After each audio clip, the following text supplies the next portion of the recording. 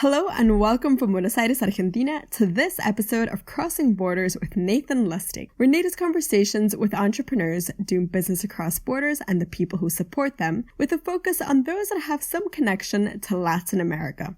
My name is Josefina Dominguez and I am an editor for LatamList, a proud sponsor of the Crossing Borders podcast. Sign up for our weekly updates on latamlist.com to get a summary of the week's biggest headlines in Latin American tech news. Nate's guest today is Amir Salihefendic, founder and CEO of Doist, a remote-first company that specializes in productivity software. While many companies have only recently switched to remote work in response to the ongoing pandemic, Doist has been doing it for over 13 years in a company with a headcount of about 73 employees spread across 30 different countries. Amir, who was born in Bosnia but now currently lives in Santiago, Chile, also has an incredibly interesting life story, which you can learn more about in episode 32 of the Crossing Borders podcast. In Amir's second time around on the podcast, they talk about the future of work, how the landscape for remote workers has changed over the past years as well as post-COVID, and the do's and don'ts of transitioning into remote work. They also talk about the importance of asynchronous work and how to build culture in a remote-first company. We hope you enjoy this conversation with Amir Salihefendic.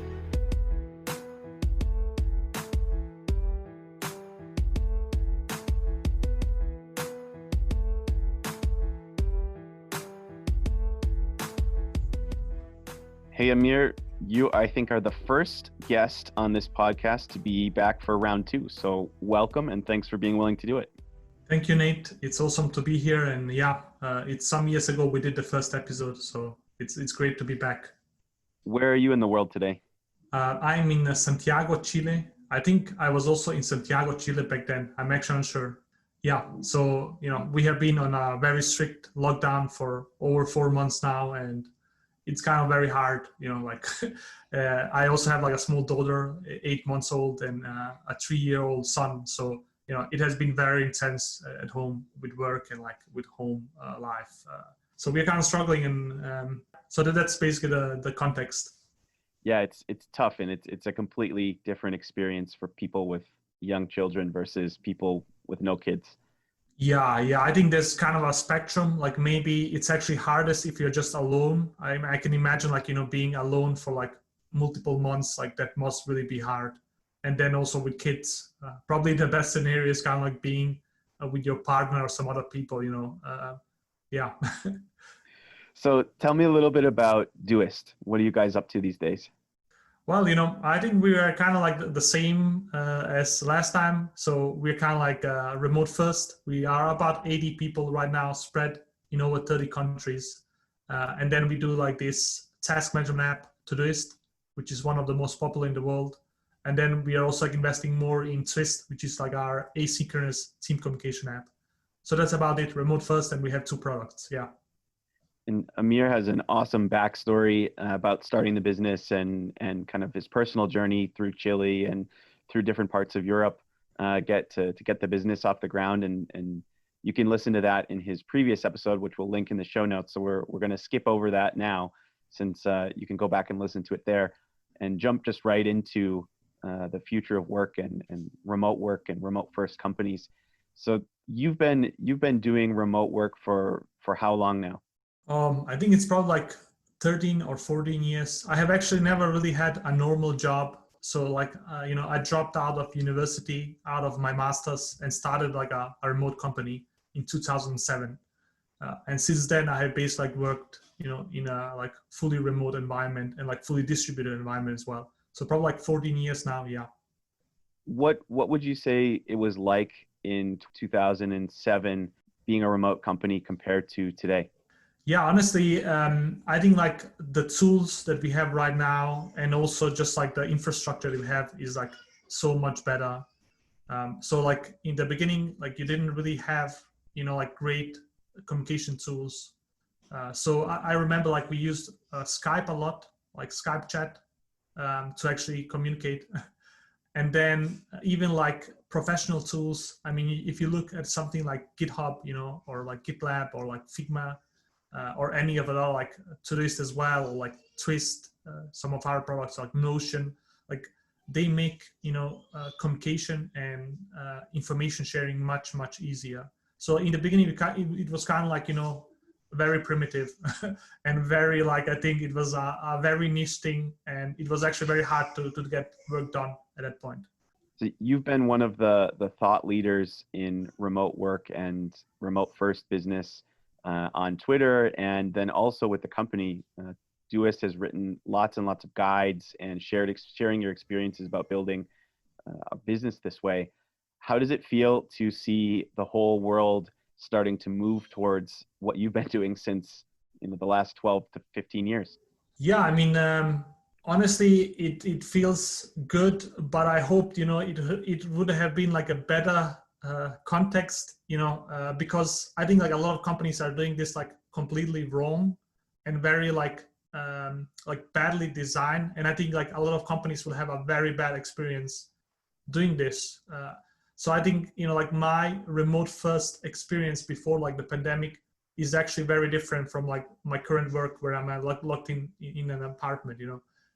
So I think like maybe a lot of people will kind of have like traumas based on this, and the traumas aren't maybe like work related, but more like the context related, like being locked down, and needing to kind of work, and then like the work environment is very stressful, because a lot of companies, what they do is basically do meetings all day long and real-time chat, and you can't like really disconnect. You need to be connected all the time.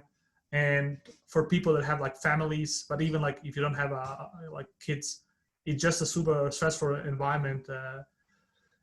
So I think it's okay, but I would love to see this revolution being done in like a more intentional way, and because like people actually saw it as the best way to work together, and not because they were forced into it. Yeah. So let's talk about what Doist looked like as a remote company and some of the strategies that have worked well pre-pandemic. Like what does remote work look like when it's done intentionally and done well? Yeah, I mean, something to note is kind of like remote is really a spectrum, and I'm actually not sure who has coined this, but it's based like you have like the basic is based like you're stuck in an office with other people and you need to commute there. Then maybe like the more advanced one is you have like some hybrid model where you have some maybe different offices and some people can work from home. And then you have like the fully distributed model where like you have people all around the world. You don't really have an office. And maybe even like before the fully distributed mode, a lot of actually fully distributed companies, they are mostly based on a single time zone or a few time zones. So like even in fully distribution, you have actually like extreme cases, and like this is an extreme case because we are spread across all maybe time zones or most time zones in the world, and we are not very sensitive to hire from different time zones because most of the communication inside Doist happens in an asynchronous way. So this means like it's a written communication mostly.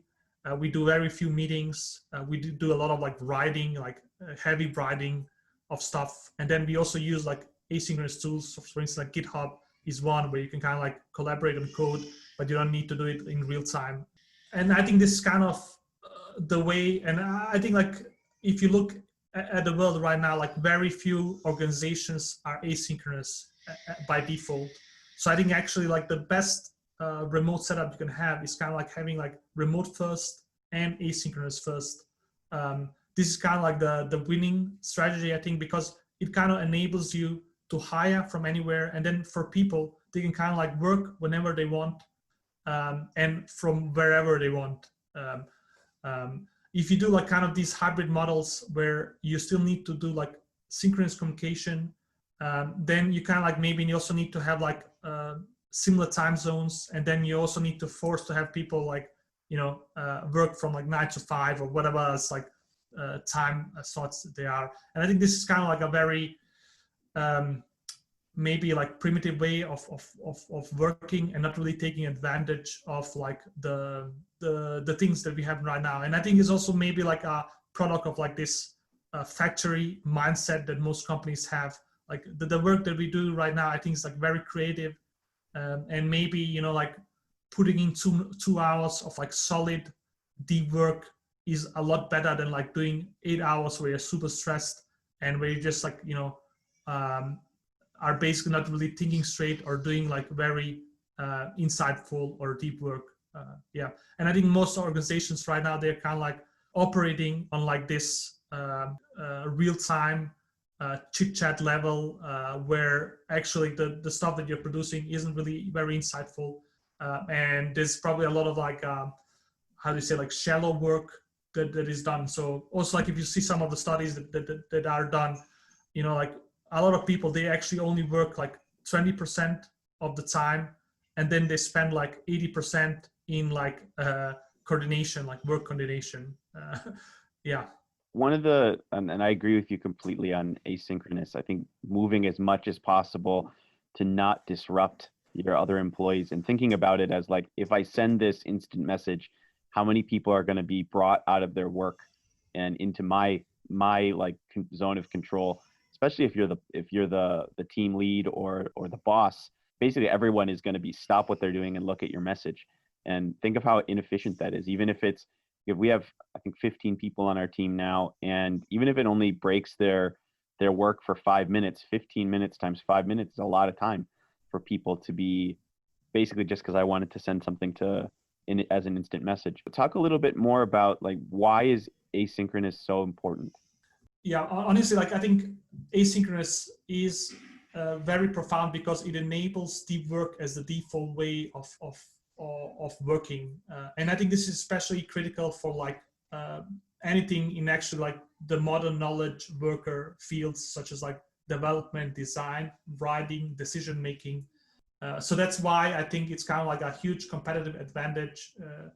So if you kind of like are working, let's say on a really like hard development problem, like you're writing something that needs a lot of thought, or you're making an important decision, like you don't really want to do that like in real time in a chat and in like one-liners, or being connected to a system that can like interrupt your like thought flow almost at any time. And if you look at how current people work, it's kind of like they can be interrupted, many times per hour.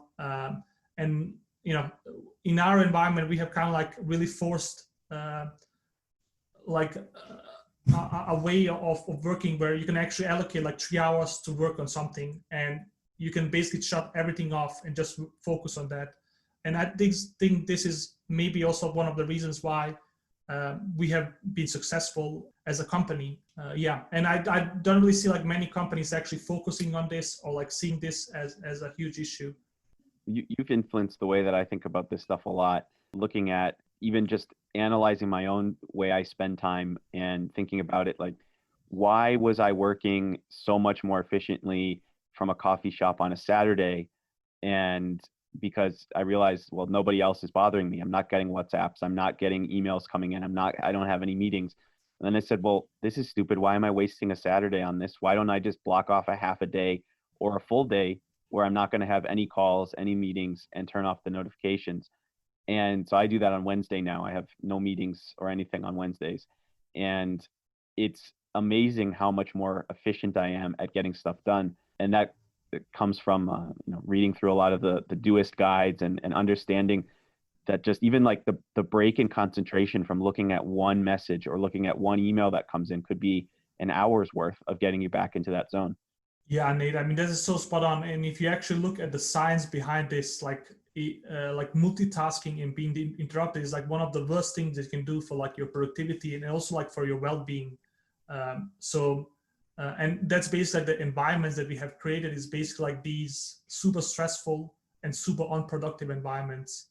Yeah, I would love if people can kind of like be more conscious about this, because I think it's kind of a superpower. And like something you say like about like not having meetings on Wednesday, actually like in our culture at Doist, we have like, I have basically like 2 or 3 meetings per week with my team, and that's it.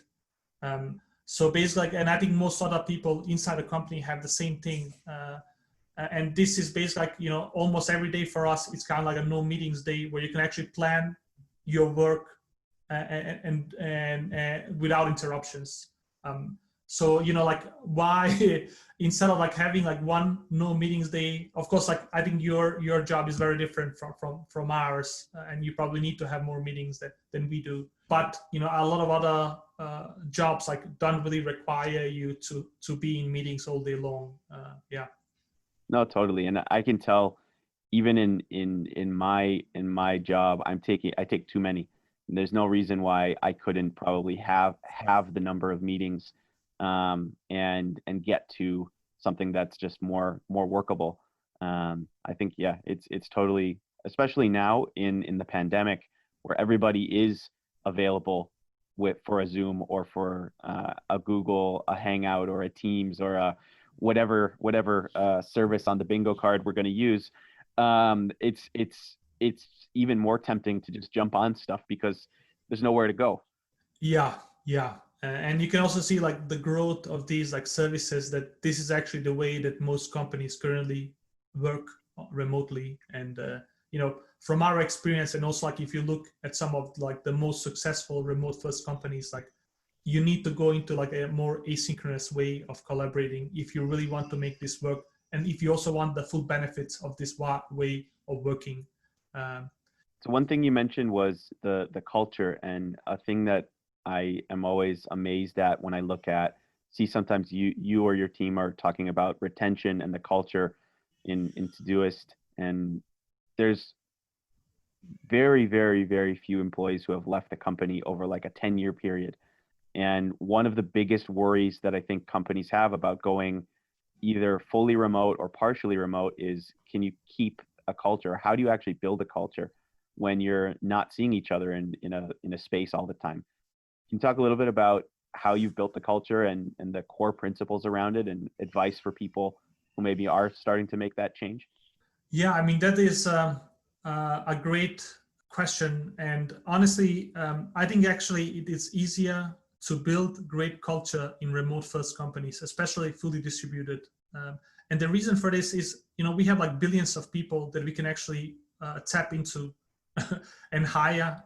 So we can actually like get great people that kind of are mission driven. They really want to work on the stuff that we are working on. While a lot of times, like in a normal company, you need to kind of hire based on the radius. Like you can only hire like people that live close to the office, and that restricts a lot, like maybe the mission fit that you can have, and maybe cultural fit as well. So this is why I think like you see some of these like remote first companies such as like ourselves, GitLab, Automatic, Buffer, like our retention, employee retention of like many years, it's kind of like 90% plus. And a normal company, a normal tech company, I think it's kind of like, I don't know, 30% or something like that. I mean, it's ridiculous. So I think this kind of shows that you can actually build not only like comparable cultures, but much, much better cultures, because you basically have a much greater pool to hire from. And you can basically like pick people that are really interested in the stuff that you want to work on or provide. I think the last numbers I saw in Silicon Valley were that Google's engineers have an average time in the company of about 18 months, and Facebook was like 24 months. And like, I don't even know how you could build a company or a product with that much turnover. Yeah. That's a great problem, I think, for these companies. And maybe it's also like a result. Honestly, like if you look at the current products that are available on the market, I think like the quality is very, very bad. Like, and maybe this can also explain why, and also why you have like some companies, for instance, like Zoom is a great example. They can actually build much better solutions than like these mega corps can. And I think we are seeing this a lot more right now in the market. So hopefully, like maybe, like hiring mission-driven people that are really passionate about the problem you're solving, and then also keeping people more on your team, not having like these huge amounts of turnover. Like maybe that's actually a huge competitive advantage. Yeah. Some of the companies that maybe people who are listening now were forced into remote work because of the pandemic, especially in Latin America. Countries like Chile and Colombia, Argentina have had, I think, the world's longest lockdowns of anywhere. And other places like Brazil and Mexico, it's been pretty unattractive to want to go out because of the case spreads. So companies have been forced to it. And I've talked to many entrepreneurs in the last month or two that have just said, we're not going back. We're giving up our offices. Some of them have been able to make the transition well, and others are maybe struggling more. And I've seen, let's go through some of like the do's and don'ts of actually making this transition successfully. We've covered some of it, but I saw a company, thankfully not in technology, but they were forcing their employees to have the equivalent of like a Zoom call turned on all the time, so that the team could talk to them or make sure that they were at their desk. I've seen people install tracking software on computers, heard about that. Like, those seem like completely ridiculous to do and would probably be worse than even having an office. What are some of the other don'ts that you think people should avoid when they're starting to have people work remotely and maybe building towards a remote first culture? Yeah, Nate. I mean, just first, I would like to promote our blog and also our guides, because honestly, we have written a ton about this, like the stuff that we have learned, and also like what other companies, like remote first companies, have learned. So I can maybe just like list maybe top 3 what I think is like the most critical to get right. I think like first is maybe trust. And trust goes both ways, and you need to kind of create a high trust environment for this to work. And if you install like trackers, that kind of signals that you don't really trust the people. So that's one aspect of this. Another aspect is maybe also like the way that you value work needs to be very different. So for instance, for us, like we don't actually care how many hours people work. What we value is kind of like the output. And then, how can you value work? Like you need to actually have experts. So like our leaders are all experts in the fields they are leading. So this means like, our head of design, Anna, like she's a freaking amazing designer, and she can value the work that is being outputted. She knows how hard something is. And that's, I think, the way that they need to do this. A lot of like normal companies, they install leaders that are not experts on the fields they are leading. And this makes it like very, very hard to judge work and like figure out like, is this actually really good or is it bad? So trust and like also like just evaluating work are critical. And then maybe the last thing is based like this notion that you actually need to find a whole different way of working together. Like remote first, like fully distribution isn't just the same way of working. It's a completely different way. So for instance, like written documentation becomes much more critical. Asynchronous communication becomes much more critical. Like you need to like stop kind of like copying, the office environment into the remote first environment, because, that is kind of like, you basically have like a very, very bad copy of the real environment. And then you don't really take advantage of what remote first has to offer. So those would be 3. And like, for me personally, like I think for the last tip, like you should really look at becoming asynchronous first and remote first. I think that's kind of like the lethal combo for making this like awesome and the best way to work. Switching gears into the Latin America context a little bit here, there's 2 interesting trends that are happening. One is the pandemic with quarantines and pushing people to do more remote work, but the other is also that the US is becoming a harder place for immigrants to come and work in companies, between more scrutiny on the H-1B visas to more difficulties on some of the other visas, and just even difficulties with immigration now.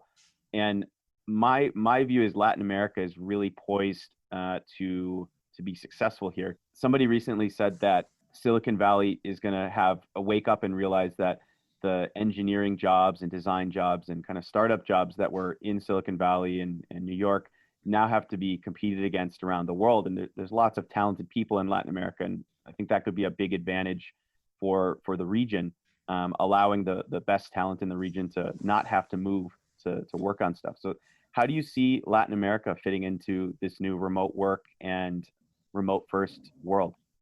Yeah, I mean, honestly, the way that I see it is like, I see this as kind of like a revolution. on the same premise as like industrial revolution that we had.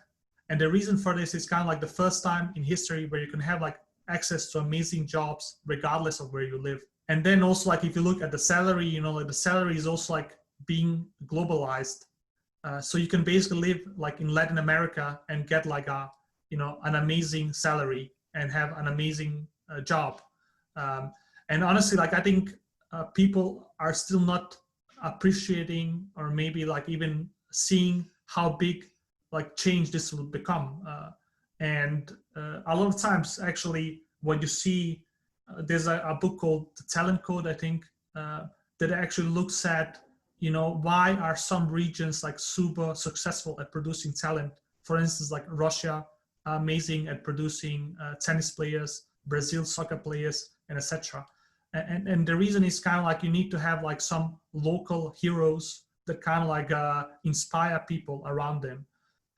So if you have, you know, somebody that you know, or like somebody in the local community that is working remote first, like, you know, generating a lot of like money, and also like having an amazing job and having a lot of like freedom and stuff like that will become an inspiration for like the local community, and maybe the local kids will actually like look at wanting to also get like a remote job in tech or in other fields as well.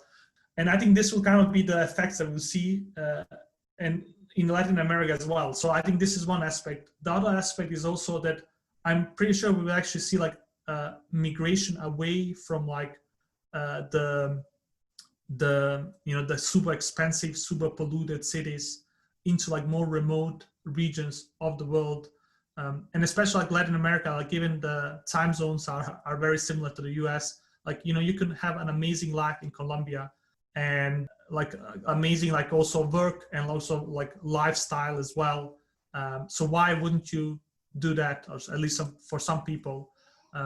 So that's also some effect. So like you know, of course, like you have the locals like getting access to jobs, but I also think like we will see like immigration to Latin America from other regions, because honestly, like it's an amazing place to live, and you have like some really, really beautiful spots where you can have like an amazing life, and if you can also like have amazing work, why wouldn't you do that? Yeah, I think you're right. I think there's going to be especially places like Colombia, Mexico, that are still very close to the US, where if you do need to have a meeting, you know, once every quarter or once every 6 months, you can. Like if you need to go in and support for fundraising, or you need to do something. In Colombia, there's direct flights. They're 4 to 5 hours away, depending on where you're going. 6 hours maybe if you have to go to the West Coast. Places like Guadalajara, which there's I think 8 flights every day to Silicon Valley. There's going to be really interesting things that start to change, whether companies go fully remote or whether they start to have better jobs of asynchronous communication and multiple offices in the region.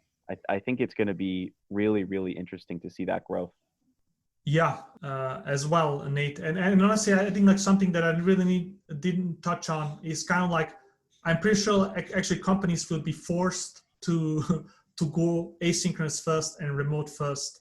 And the reason for this, as I see it, is kind of like ability to do deep work as a default mode is actually a superpower. Like I think if you compete, you know, like if you have two companies, one is doing like this super stressful, shallow work as the default, and then you have another company that's kind of like deep work, you know, meaningful work, and you also have maybe happier people because they have like less stress and more freedom. That will win. And then also if we combine that with the ability to actually hire, you know, great people from anywhere in the world, and you are not really restricted only to the US time zones or European times or whatever, you know, that I think like will be a very little combo. So like as I see it, like I don't really see it as like if they will choose or not. I think like they will kind of be forced to do it, because if one of their competitors become like asynchronous first, remote first, can hire the best people from around the world and make that work better than like their hybrid office-based model, you know, they will go out of business very soon in this kind of environment. If you could go back to when you first started working remote, knowing everything you know today, what advice would you give yourself? Yeah, that's a great question. I mean, honestly, something that I think is like really critical is kind of like knowing yourself, knowing like your patterns, like when are you like most creative, most productive, and how can you actually like plan your day to optimize toward that. Like it took me some time to actually figure this out, and it's also something to note is like this is kind of biological. And if you look at the science behind it, like you actually have people that are optimized towards like night work because that's where their energy spikes. And in a remote setting, you can kind of like design the work day that you actually want to have, and where you're actually most happy and most productive, most creative. So that's one aspect. Another aspect, I think we have this like hustle culture where it's basically all about like working as hard as many hours as possible. And I think this is like very, very bad for the creative work that we do. And I think in a remote setting, you can kind of like optimize towards like, getting the most critical work done, in like the times that you're actually most productive. So sometimes actually like I just take like maybe between like 3 and 6 off, or maybe even later, because that's basically like where I have zero energy. Like after lunch, I'm not the most sharpest. So why would I actually want to work there? I can just like go for a swim or be with my kids or whatever. Yeah, so those are, I think, very critical aspects. And I could keep listing them. there are many, I think. Yeah. What's next for you and Doist over the next year or two? Yeah, I mean, like something that has happened for us is kind of like we are growing even in this pandemic, due to the reasons like the markets that we're in are actually markets that have been like positively affected by the coronavirus situation. So we are actually hiring people and like building a bigger company than we are now. So that's one aspect, like growing the team, and also like I really think there's a huge potential in both like Todoist, like helping people organize their lives and their work better. That is really like something that we want to solve. Like we have been at this for like 10 years, but I don't really think like we have solved this fully yet. So that's one aspect. Another aspect is basically this like asynchronous first, and making like asynchronous the default way that like the most productive teams in the world collaborate. This is kind of like a super niche right now, and we really want to for people to see like the benefits, and also why this is actually a huge competitive advantage. And of course, like we need to match like Slack and Teams and all the other chat tools in quality with a very small team. So basically we have like 10 people maybe working on this. Slack has thousands. So matching that quality will be very hard, but that's something we want to do. So those are, I think, like our next year projects. Awesome. Well, thanks for sharing all of your expertise on remote first asynchronous work, and I hope that you guys keep executing. It's great to see people that are thinking about things differently and are on the leading edge here. So thanks again for taking the time to share your story. Well, thank you, Nate. And of course, like we have mentioned multiple times, like, we have shared all of our knowledge in a written form. So if you go to our blog, like Doist blog, or Doist remote guides, we have a ton of content where we basically share like everything from hiring to project management to communication to structures and stuff like that. Yeah. And honestly, like a lot of people think this is kind of like remote work is already here, but I think this is kind of just the beginning. And I think like in some years, maybe like 5-10 years, we will actually see the full effects of this. And I think like it will be much more extreme than most people imagine. Yeah. So I'm quite excited about this, and I hope, more people will join our journey, especially like on building like these remote first and asynchronous first companies, instead of like just like doing these hybrids. Yeah, we'll put all of the links to the content in the show notes, and it's actually interesting. I think your content is incredibly good, and it's not like a company that just is doing it to make sales. It's actually doing it to lead a mission and hopefully help people make changes. And when we first wrote to our entrepreneurs that we've invested in about the coming potential pandemic at the end of February, I included a link to the tips for working remotely from Doist as one of the resources that people should be looking at. And I think we've gotten feedback from people saying that it was really helpful planning from going from a full office to having to work from home. So thanks for doing it, and it's an amazing resource. People should definitely check it out. Nate, thank you, and thank you for having me here, and also thank you for actually trying to do really great stuff in Latin America. I think it's really inspiring and important. Thanks, I appreciate it. Thanks again for listening to this episode of Crossing Borders with our guest Amir Salihefendic. And thank you to Angel Andraka for producing this podcast. If you enjoyed this episode, please share with a friend and give us a rating on iTunes or wherever you listen to podcasts. It's the best way to share what's going on in Latin America's ecosystem.